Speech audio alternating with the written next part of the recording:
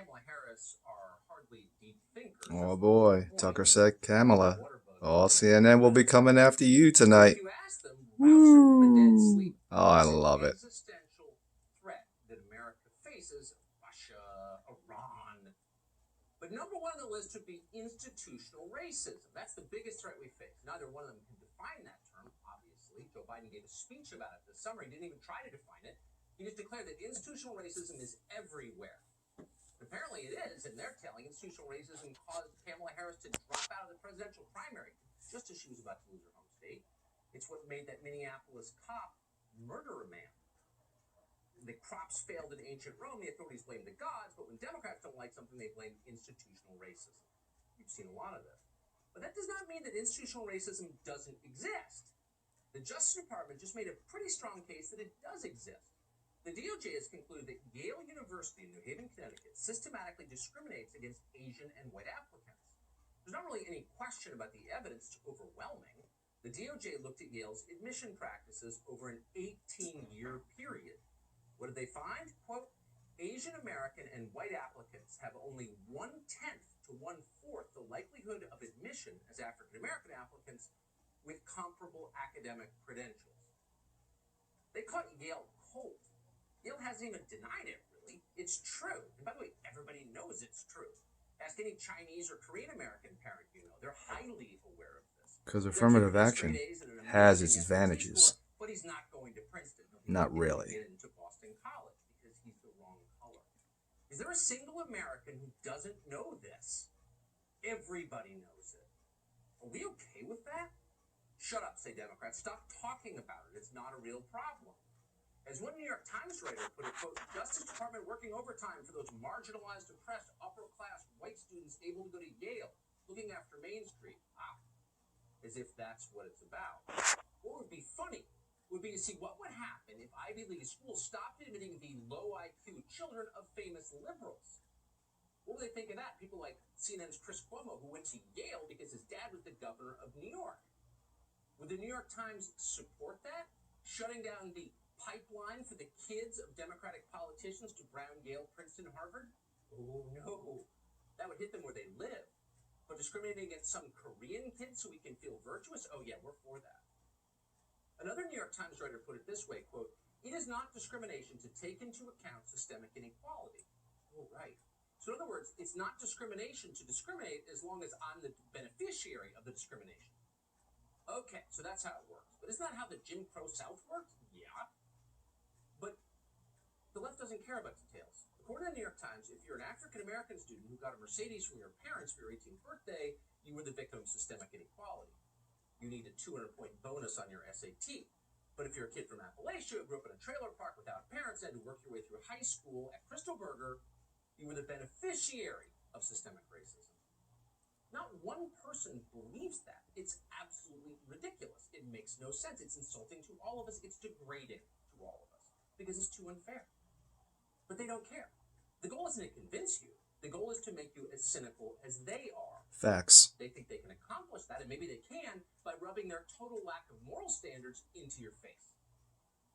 Just weeks ago, the media that doesn't care about Yale's overt discrimination against Asians was horrified about the term Wuhan coronavirus because it could hurt Chinese Americans. They said they never explained how, but they said it. Watch. The president referred to the coronavirus as a, quote, foreign virus. And I think it's going to it's going to come across to a lot of Americans as smacking of xenophobia. Xenophobic wartime Trump, where he thinks the only path now is to basically declare the virus public enemy number one, to paint it in somewhat racist terms. The xenophobia and the racism in outbreak is such a common thing, and it is incredibly dangerous. It is problematic, and it is scary, and I just really want to call that out. Why do you keep calling this the Chinese virus? Why do you keep using this? A lot of people say it's racist. It's not racist at all. No, not at all. It comes from China. That's why. I love it. Problematic and scary to criticize the Chinese government, but not to openly discriminate against Chinese American children. But you cannot criticize the government of China. Anyone who does must be silenced. White House advisor Peter Navarro was actually thrown off the air for the crime of telling CNN's viewers where the coronavirus came from. then I will say that this virus that is affecting the United States right now is The China si- virus, the CCP you know what? virus. We let you say that once, Peter. Please don't say it again on this show. I know The why you're China saying it. virus. All right, Peter Navarro, we appreciate you All right, being with us. Jonathan. I know what you're trying to do there. I know why you're saying it, the anchor scolds. Right. You're not allowed to say certain things on the air in CNN or MSNBC, or else you might start thinking for yourself. Why?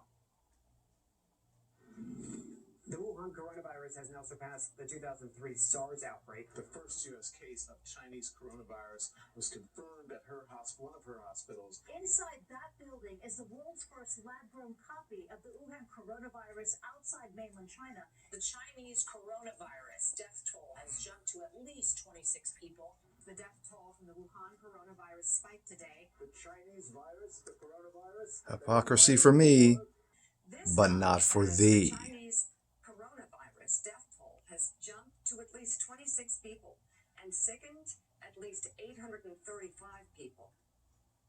Oh, so it was okay to call it the Wuhan coronavirus because it is from Wuhan, probably from a Chinese lab, actually, the evidence shows. But once that became a public relations problem for the Chinese government, you were racist for saying it. So what can we conclude? Actual racism means nothing to these people. What matters to them is whether they can use racial division to advance a partisan political agenda. Where's the ACLU in all this? The ACLU spent, I don't know, about 100 years worrying about racial discrimination. They were always left-wing. They did some pretty virtuous things. But they announced on Thursday that they have no problem with systemic racial discrimination in college admissions. Quote, calling for an end to consideration of race in college admissions threatens the future of campus diversity.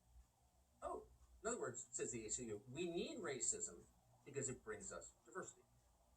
This, it goes without saying, is totally grotesque. That's why almost nobody says it out loud.